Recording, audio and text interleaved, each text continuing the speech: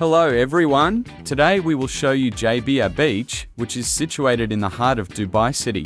The coastline here stretches for 1 mile. It is shallow and the beach boasts fine, golden-hued sand. The bottom of the sea is safe, covered with smooth sand that is free of stones. The water is clear, although not entirely transparent. You won't find any seaweed or sea urchins here, only fish. This beach is an ideal place for families. It is located within a short walk from one of Dubai's finest districts, Dubai Marina.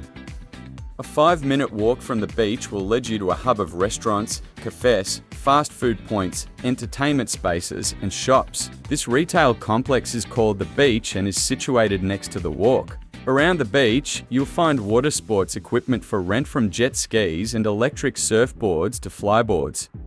JBR Beach is a public beach, so it remains open 24 hours a day and there is no entrance fee. Also, keep in mind that this area is extremely popular and can get quite crowded during holidays and weekends.